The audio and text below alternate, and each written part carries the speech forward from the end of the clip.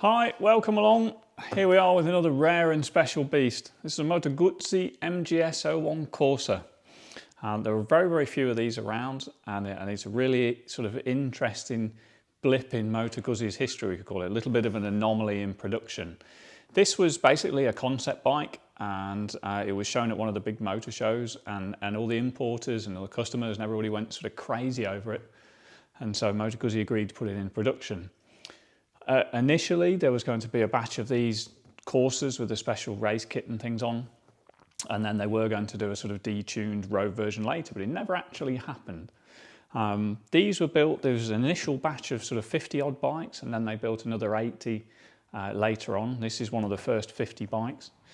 And so there's a total of around 130 bikes that left the Mandello factory. And that's it for the world. So it's an incredibly rare machine and a very special machine. You know, yes, arguably Ducati is faster, or you know, a good 600 Honda would probably kill it, but that's not the point.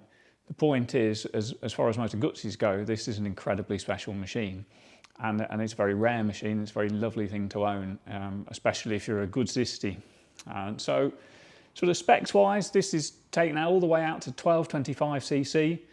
It made 122 brake horsepower at the back wheel and came in about 192 kilos, which for a for an air-cooled 2-valve twin are some pretty good statistics.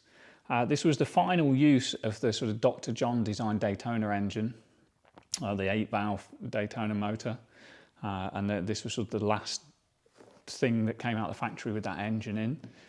And of course it features some of the later things like the parallelogram, rear swinging arm stuff to stop the jack and things from the shaft. And so it's a lovely thing. It comes with the digital Falcon dash on it that they were using in World Superbikes at the time. It's got a lovely Timignoni exhaust, Oz wheels, Olin suspension. There's a lot of really great stuff on this. It produces a monstrous amount of torque as well. And so they ride really well. And they're just a lot of fun. They sound great. And what a beautiful machine. And I think you can't argue that it is a good looking bike. And interestingly as well, it's got two good sides. It's perfectly symmetrical in most ways. And so it doesn't matter which side you look at it still looks good. You know, the Ducatis with the single-sided swing arm, things like that, you've got a good side and a bad side. This looks good from any angle. And I just think it's a wonderful bike to own. As usual, this is a bike we've got for sale on the lussoveloce.com website. It's only done a few hundred miles, and it's actually got a really interesting little bit of history to it. The guy that bought this brand new actually raced it at the Manx, and we've restored it recently since, but I've kept the Manx GP scrutineering stickers on the fairing there and lacquered them in, because supposedly this set the fastest lap around the Isle of Man ever for a Moto Guzzi, 108 miles an hour. And so not only is it a very rare and special machine, it's actually got a unique bit of race history, which any Guzzisti must get excited about.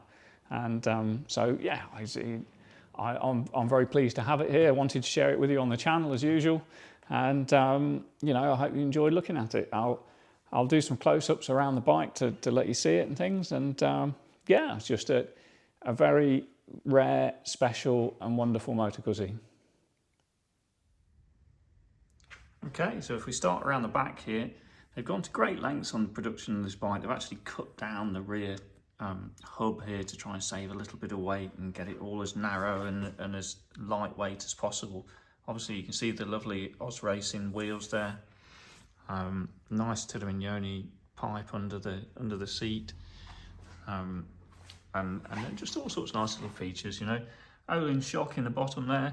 You can see the parallelogram torque arm over the top there. Big long box section, sort of superbike style swinging arm, and you know, it's just chock full of nice features. Carbon belt cover on the front there. Of course, you've got overhead cam and this Daytona motor.